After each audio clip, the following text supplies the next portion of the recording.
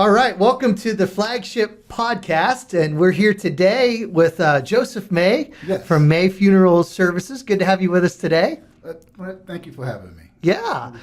So Joe is one of our pitch finalists, and the pitch is coming up in February on the 20th at 6 p.m. Would encourage everyone to come to that event here at Flagship. And we just want to get to know a little bit about you and your funeral services. And so can you just tell us a little bit about the history of May Funeral Services? Okay. First of all, I want to thank you for having me and everything. And I'm looking forward towards the pitch also. L.C. May Funeral Services was started by my father, L.C. May, in 1960. Okay. And we are a full-service funeral home. We offer traditional services as well as non-traditional services like cremation, things of that nature, and memorials. Okay. Okay. We have been servicing the community for close to 65 years. Okay. Okay. Now, did he move here or did he grow up here, your dad? Well, my father moved here from Grady, Alabama. Okay. And my mother, she was from Montgomery, Alabama, which they never knew each other there in Alabama, but they were about 30 minutes. They grew up 30 minutes away from each other. Oh, wow. And of course, through the great migration up north, with the factories here in Anderson, both of them come to settle here. His father and everything brought all of his children here. Okay, so then you grew up here in Anderson. Yes, born and raised here in Anderson. Okay, and were you at the funeral home a lot growing up with your dad? I basically grew up down there. Yeah. And an interesting thing is that my mother said that she would never live at a funeral home. So the deal was basically that, okay, you can have your funeral home, but we're going to live someplace else. Okay, we're not going to be upstairs. Yeah, we're not going to be upstairs like some of the other, like 6 Feet Under. Sure. Or someplace, some of those movies that they have a family living above the funeral home. So during that time, basically, we have, my father also was a GM employee for 42 years. Okay. So he ran the funeral home, pretty much, of course, during the day and night, of course. Yes. And he worked the third shift. Okay. For 42 years. Oh, wow. Yes. Wow. That's what some of our parents did to make it. Right. Compared to what we have today is so different. Just the work ethic and some of the things they laid the ground for us is amazing. Wow. Also, he was a Korean vet. Okay. Wow. So he served in the military. Okay. Army. Okay. So you've recently had some transition with the funeral home, correct? And then you moved back. Well, is that we were talking? The way I came back here was, first of all, I got married. Yep. And then my wife, she took a job in Muncie. Okay. We were living in Indianapolis. Okay. So that said, she didn't want to travel from the west side of Indianapolis to Muncie. Sure. So we decided to go halfway. Okay. Because I was working downtown Indianapolis. Okay. So she had 30 minutes that way. I had 30 minutes that way, going south. Okay. So we both made the decision to, to basically settle in Anderson. Okay. I'm pretty sure she regrets it. But I think she's been okay for the past 30 so years. Okay. Oh, so you've been back in Anderson for the last 30 years. 30 years. Okay. Yes. But not always working in Anderson. Okay. Okay. And so you tell us about maybe some impact you feel like that that your funeral homes had on this community? Maybe some stories, maybe some personal situations, or just maybe where you're at in the stage of the company. Tell us a little bit about some of that. Well, Fred, basically, we suffered a loss in our family. My brother, Stanley, as I call him, passed away June 11th, 2021. And he was a funeral director. Okay. And that was a pivotal change in, who's going to be working there. Because we didn't have anyone else to, come behind him and take his place. Okay.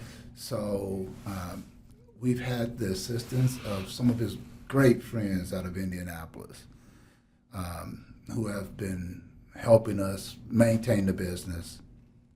So that was a heavy impact because I never thought that I would be a full-time employee there. Okay. Because I knew what type of dedication it took in order to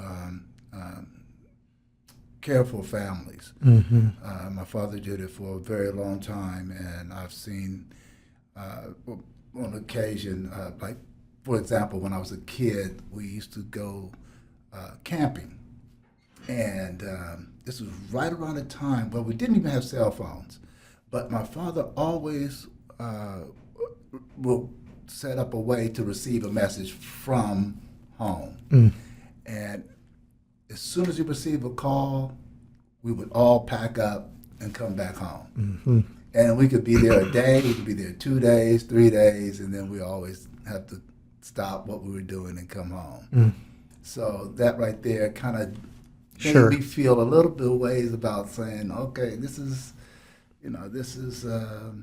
It's a lifestyle. It's a lifestyle. It really is. Kind of like a pastor.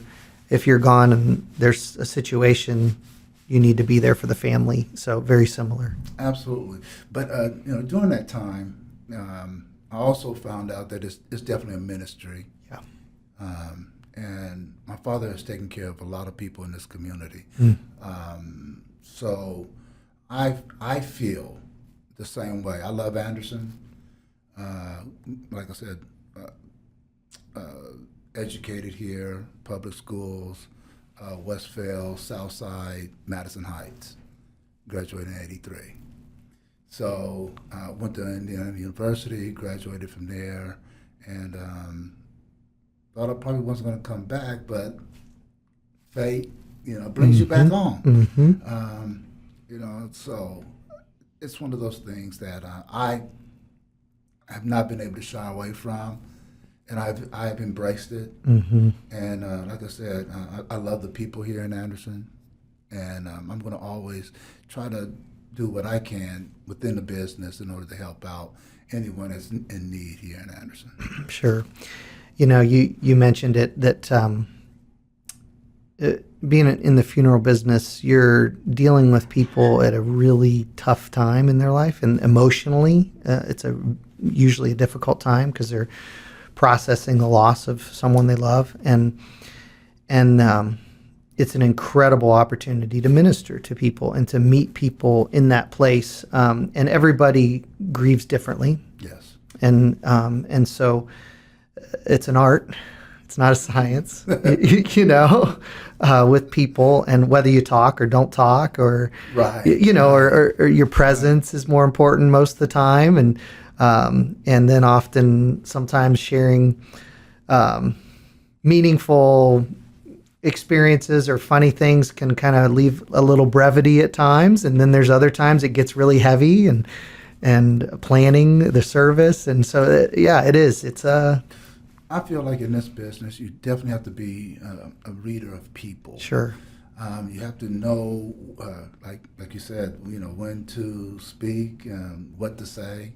Hopefully that we can provide some kind of comfort at that time of need, depending on whether it's an expected passing or someone dying unexpectedly. Sure.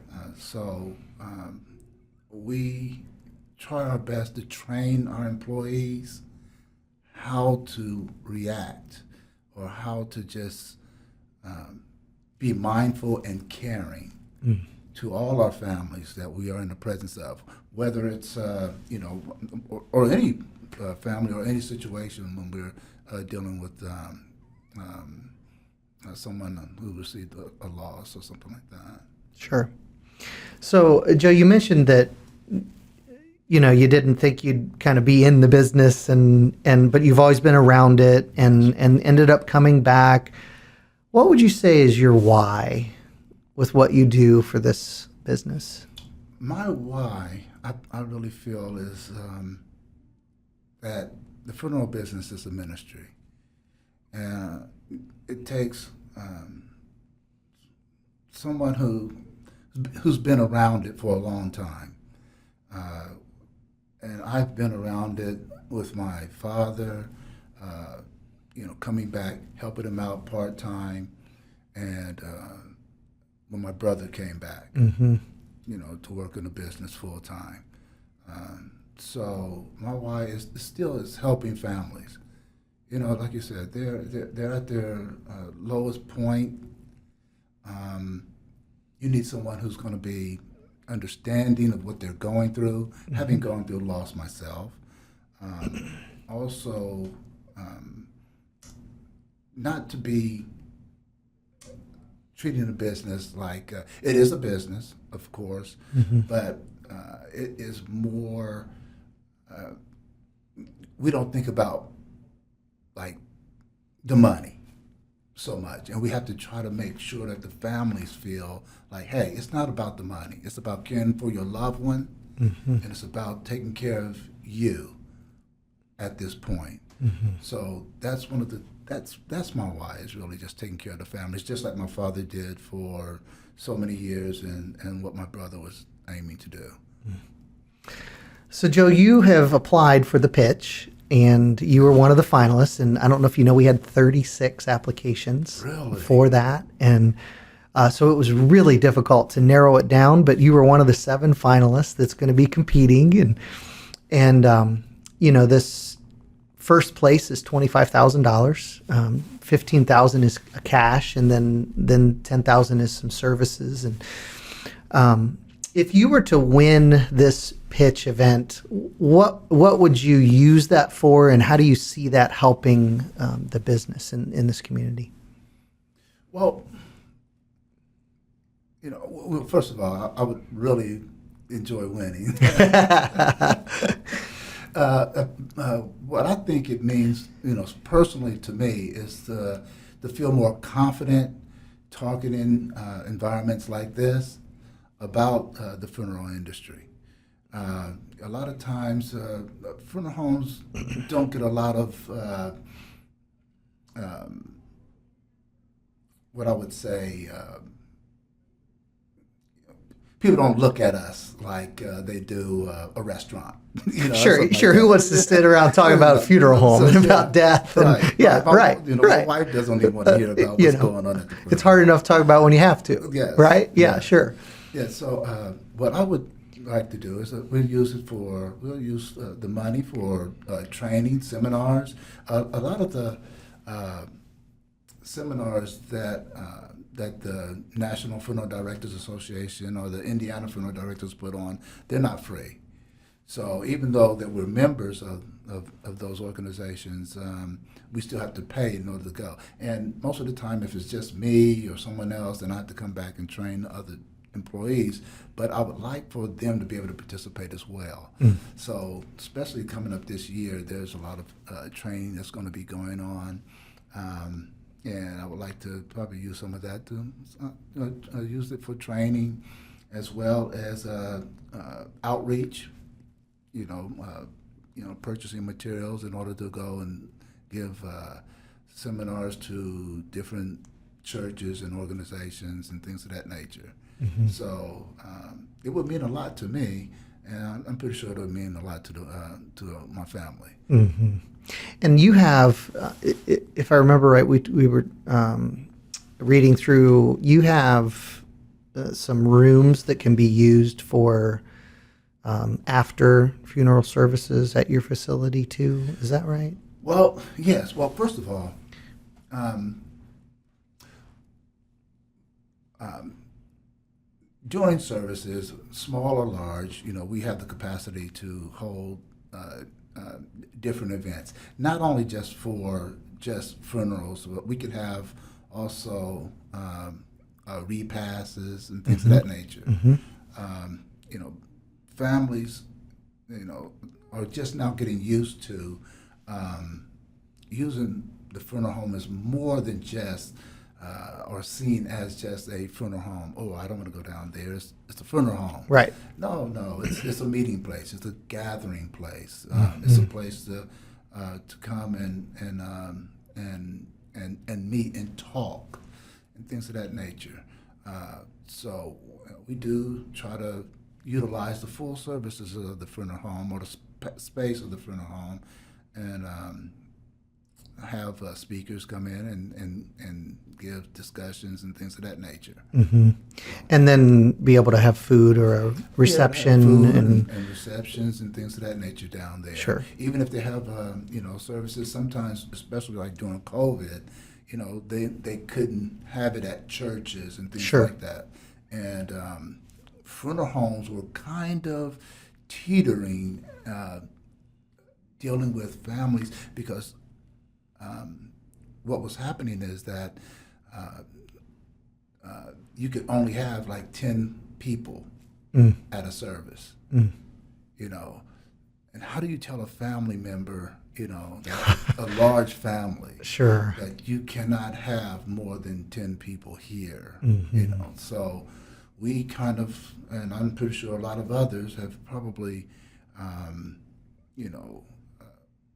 filled up more than 10, let's just say, something like that. Sure. And really try to contain everything. We were receiving PPE and things of that nature, sanitizing, doing all those type of things in order to keep people safe. So, yes, we've been through some things here in the time that we've been together at the funeral home. Well, Joe, thanks for taking a little bit of time just to kind of share with us a little bit more about what you do. And we're excited about your pitch and the opportunity. And can you just tell people where you're located, where we can find your funeral home? Well, for the past this year, it'll be 65 years, we've been located in the same location, 2024 South Madison Avenue, right off the main stretch. Madison Avenue is the main street, and we are open 24/7. So, and you'll be able to contact us, and if you'd like to set up funeral arrangements or pre-arrangements, all you have to do is just give us a call, and we'll set an appointment. And then you have your website also. Our website is lcmayfuneralservices.com, and lists a lot of the services and things that, yes, offer all the services there. Yeah. And we ask people to go there, look there. We usually keep obituaries on our site to see family members that we have served in the past, and it's only, you can only do so many, and then you have to kind of remove some. So Okay. Kind of keep the last 2 or 3 years up. Okay. All right. Well, thank you so much for taking a little bit of time, Joe. Appreciate it. All right, thank you for having me. Okay.